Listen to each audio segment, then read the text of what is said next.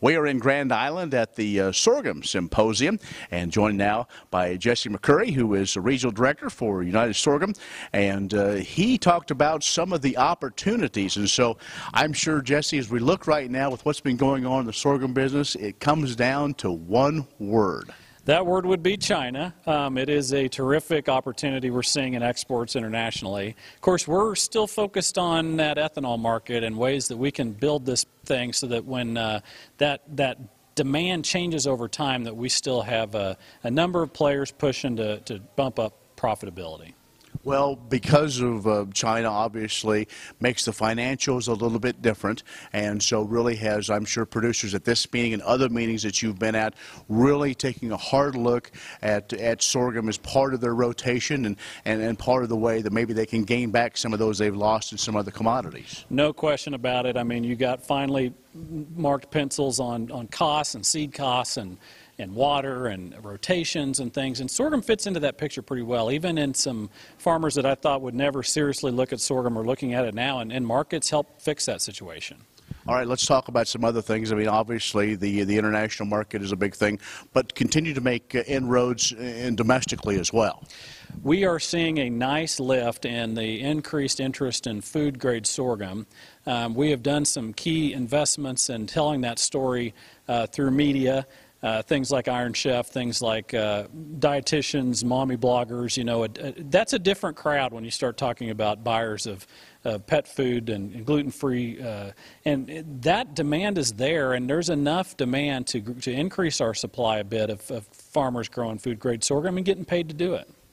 One of those things I think that you probably had people look at is noticing the basis has changed in those areas that do want sorghum, that primarily do grow sorghum, or are looking to that. And so, again, I think that's another factor that plays into it. That's right. We are seeing some basis that is pretty rare in our industry. Places like South Dakota, where the local grain sorghum bid is 120% the value of corn. So anytime that you have access to rail and barge along the major river, I mean, you can get out to China and see that basis improvement. Now, it's not as good as it should be in some areas. We're very focused on trying to get some translation into new crop bids, but obviously people are enjoying a 40, 50, 60, 70 cent and more opportunity. As you talk about some of those other channels to talk about sorghum, this week we saw a Nebraska farmer being featured in the Wall Street Journal. So when the Wall Street Journal discovers sorghum, that's got to be good for everybody in the Midwest and High Plains. I've personally always been impressed with the ag coverage in the Wall Street Journal, and when you have guys like Mike Baker who are articulate, aggressive, smart, young, that are excited about the future in agriculture and with sorghum, you get coverage like that, and clearly you're going to see more of that, whether it's Time Magazine talking about sorghum overthrowing something like quinoa, or Mike Baker and Adam Baldwin from the Sorghum Belt talking about China demand. You know, we're telling our story, and I think that's starting to get translated into major media outlets.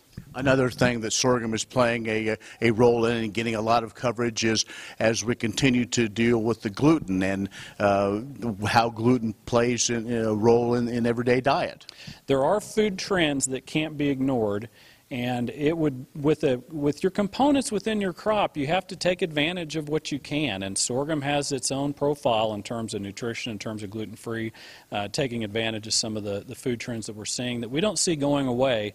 So we want to understand the story better in terms of the nutritional components of within the sorghum plant, and then telling that story in a different way. I've told you before that, you know, when you exhibit at a major global meeting on pet food or human food, it's a different dynamic than we're used to in production agriculture and talking to the farmer. And so that's why we've been utilizing people like Iron Chefs, trying to tell a nice story of high-quality, food-grade sorghum that people can enjoy at their dinner table at an international restaurant in a place like New York City. And the bottom line, though, is every day you're talking to farmers to encourage them and to try to help tell the story of why sorghum should be a part of their farm. Farmers are making planting decisions, and sorghum can and should be part of that mix with these pricing opportunities, and a sorghum checkoff and leadership from sorghum farmers that are ensuring that this market is here to stay and to grow. Jesse McCurry, thanks. Thank you, sir. Jesse McCurry with United Sorghum. He's a regional director representing Kansas, Nebraska, and other states as well. On the road in Grand Island for AgView, I'm Ken Rogers.